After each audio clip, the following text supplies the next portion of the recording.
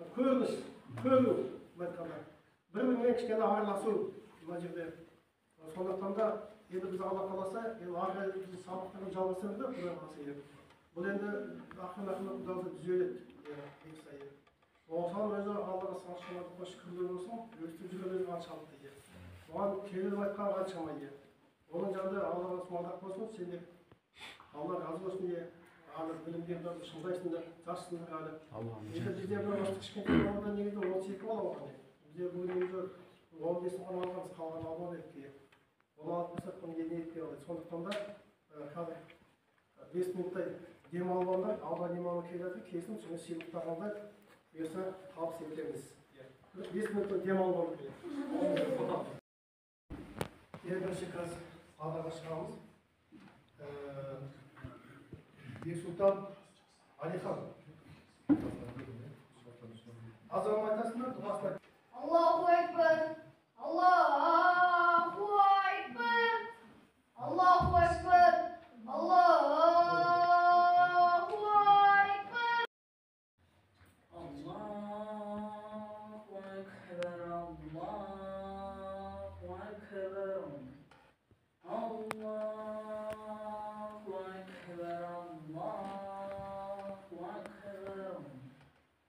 أشهد أن لا إله إلا الله أشهد أن لا إله إلا الله الله أكبر الله أكبر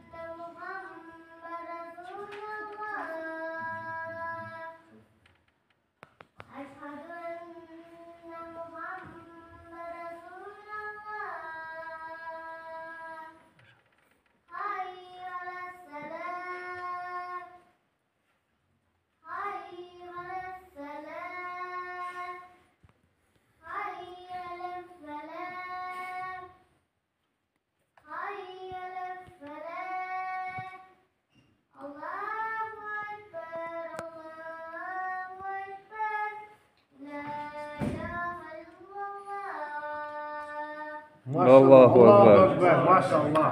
Өте жақсы айтты. Ерекше айтты. Maşallah. Allahu Akbar. Maqtum. Armanның баласы Arman. Allahu Ekber. Allah. Allah'ın maqtaymiz. Allah ulug' deb maqtaymiz. Ashhadu an la ilaha illallah, Allah жалғыз, Allah'ın жалғыз екенін көріп беремін. Ashhadu anna Muhammad rasulullah. Allah Taala ұлы елшісі Мұхаммедтің елшісі екенін көріп береміз.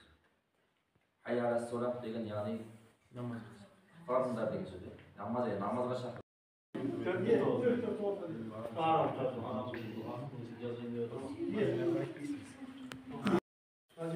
Алыстан бастайық, қонақтар өтірген, Лауалдан Расул Бақтияр.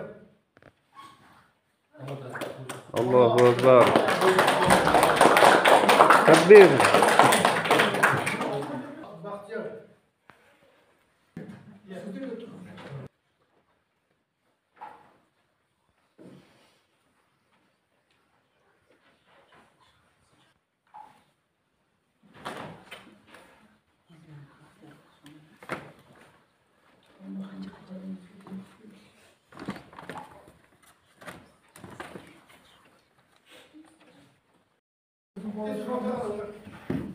Bugün avcılar olduk.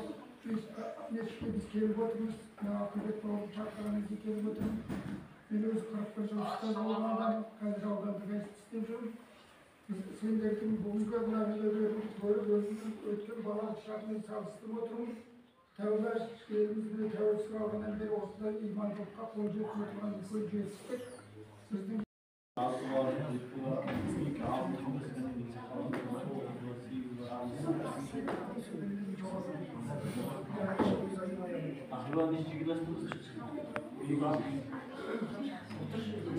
Hadi.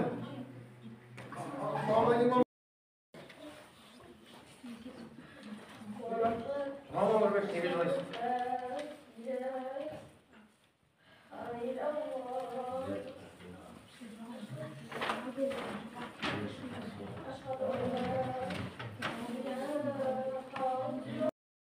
Peygamberimiz Allah razı olsun.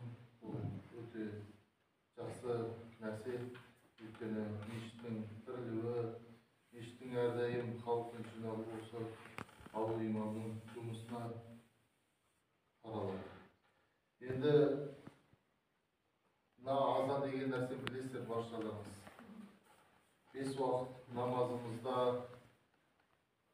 намазға шақыру үшін осы азанды айтады. Сол азан айтылғанда дұрыс әуенді болу керек, қатесіз болу керек. Созатын жерін тұрсам созу керек. Бұл жай бір сөзін жаттап айғайлап айта салатын нәрсе емес. Сол себепті де осы азан жарысын ұйымдастыру өте мән берілетін дүние. Енді азанда қазір бірінші орын, екінші орын, үшінші орын алатындар бар шығар. Бірақ орын алмай қалғандар сағынбау керек. Бұл нәрсе әлі өз-өзіңді ары қарай шыңдап, дайындалып, Құраннан дайындап, азаннан дайындап, ұстаздардан дұрыс тәлім тәрбие алып, ары қарай шыңдайтын болсаңыз, әлбетте бағындыратын белгістеріңіз болады.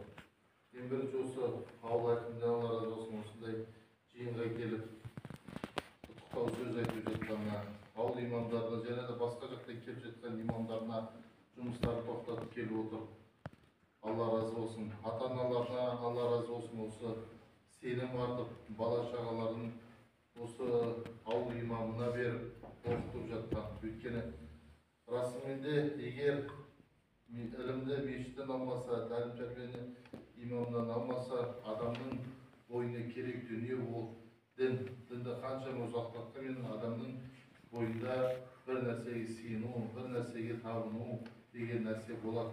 Егер дұрыс ілімді алмаса, дұрыс насихат алмайтын болса, ерте мектепте сырт жаққа барғаннан кейін жат ағымдардың етегінде кетіп, білімсіздігінен солардың артынан еріп қаншама қарындастарымыз, бауырларымыз адасып жүр. Сол себепті де дұрыс ілім ала білу керек.